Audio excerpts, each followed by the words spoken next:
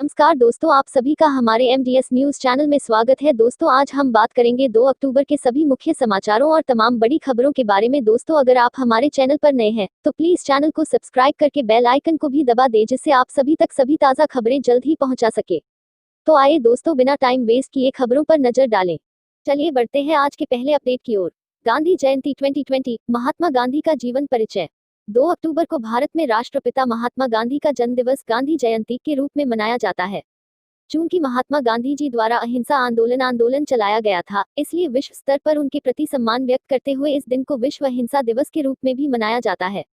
गांधी जी का जन्म 2 अक्टूबर सन 1869 को गुजरात के पोरबंदर में हिंदू परिवार में हुआ।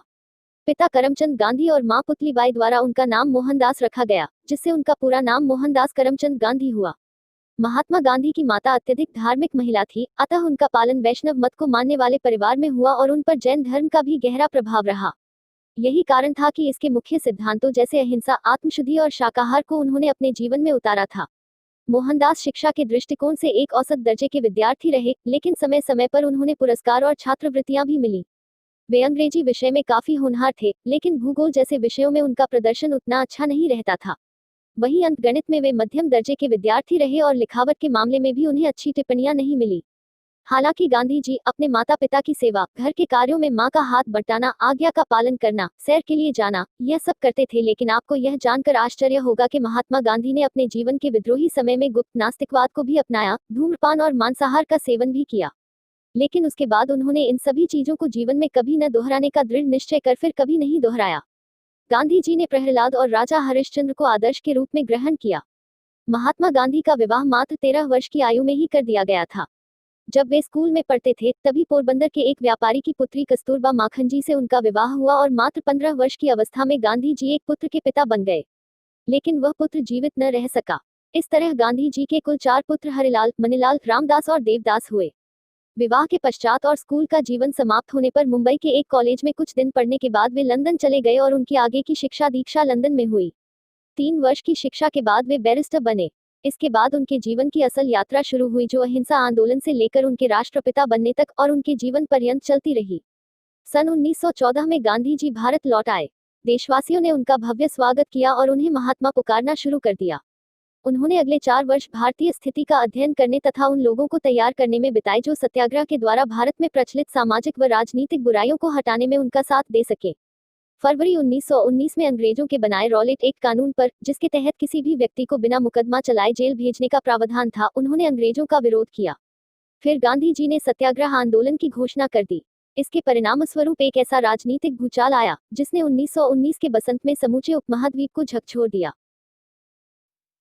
मारुति सुजुकी को लेकर भी एक बड़ी खबर सामने आई है। मारुति सुजुकी ने की सितंबर में बम्पर बिक्री, 33% बड़ी सेल। लॉकडाउन के बाद कारों की बिक्री में आई तेजी। देश की सबसे बड़ी कार निर्माता company Maruti Suzuki India MSI ने गुरुवार को यात्री वाहन बिक्री में 33% की वृद्धि की घोषणा की है।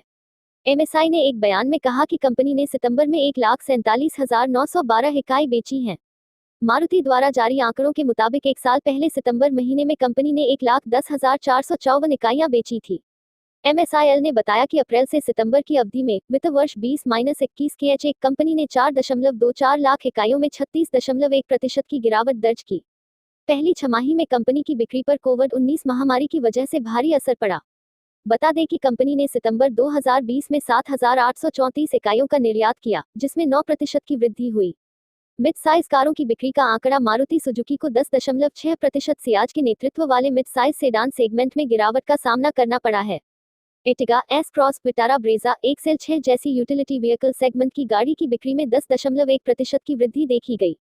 मिनी कारों की सेल इतनी बढ़ी।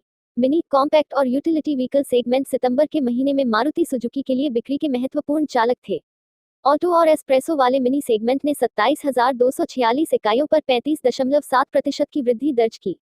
Compact segment WagonR, Swift, Celerio, Ignis, Baleno, Dzire Tour S 84,213 इकाइयों पर 47.3% की तेज वृद्धि देखी गई। पिछले महीने रहा था ये हाल। अगस्त में बिक्री में 17.1% की वृद्धि के साथ 1,24,624 इकाइयों की वृद्धि दर्ज की है। एमएसआई ने एक बयान में कहा कि कंपनी ने पिछले साल अगस्त में 1,06,413 यूनिट्स की बिक्री की थी। पिछले साल की तुलना में घरेलू बिक्री 20.2% बढ़कर 1,16,704 इकाई हो गई, जो अगस्त 2019 में 97,061 इकाई थी। ऑटो और वैगनार वैगनॉर जैसी मिनी कारों की बिक्री पिछले साल के इसी महीने में 10,123 इकाइयों की तुलना में 19,709 इकाई रही, जो 94.7% थी।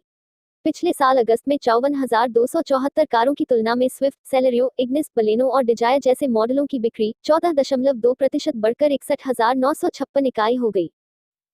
एक्टर शेखर सुमन की ओर से एक बड़ी अपडेट।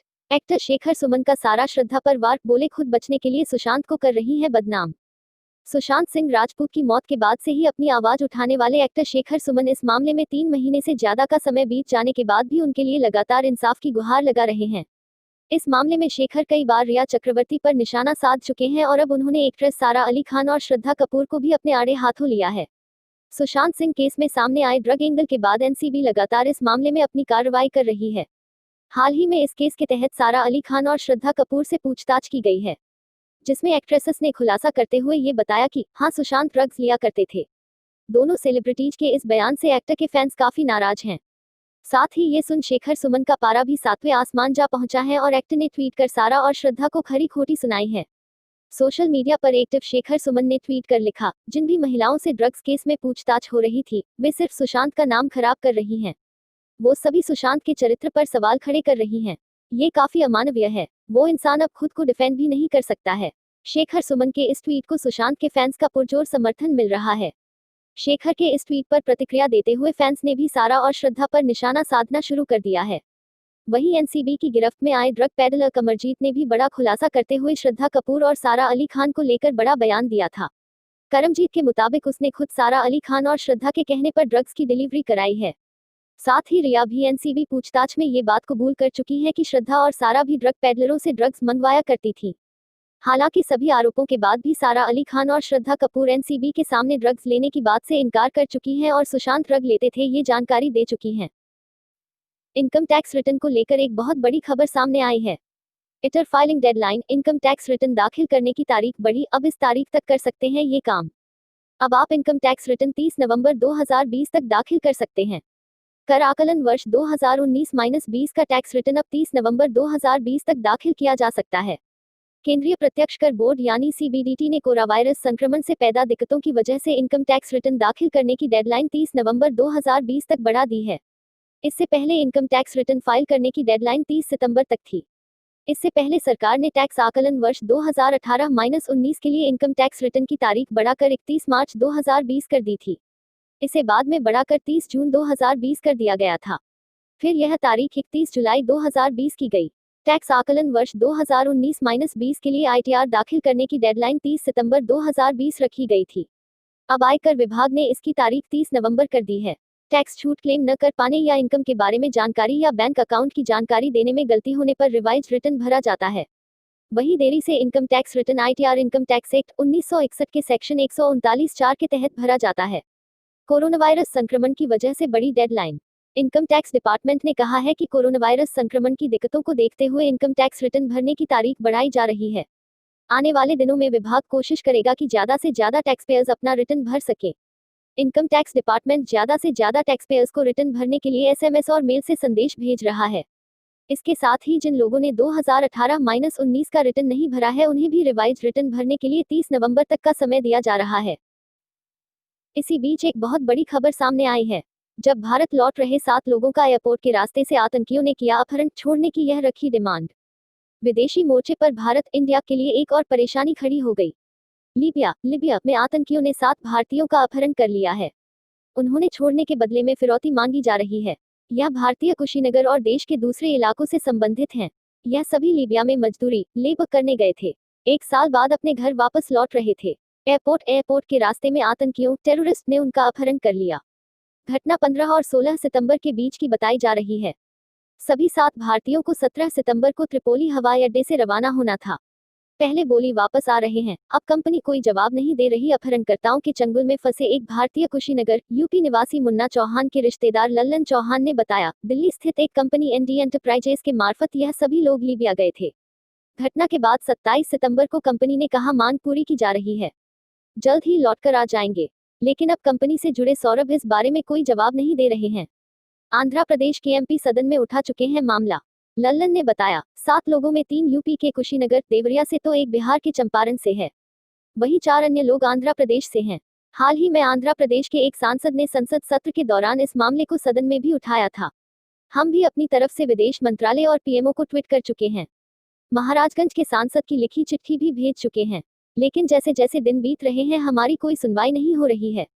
इस संबंध में मैं सेंट्रल दिल्ली के प्रसाद नगर थाने में एफआईआर भी दर्ज करा चुका हूं। चलिए दोस्तों, आज के लिए बस इतना ही। अब कल मिलेंगे देश भर की तमाम बड़ी व छोटी खबरों के साथ। दोस्तों, अगर आप हमारे चैनल पर नए हैं तो प्लीज चैनल को सब्सक्राइब करके बेल आइकन को भी दबा दें और रोजाना ऐसी वीडियोस को लाइक कर शेयर करना ना भूलें। धन्यवाद।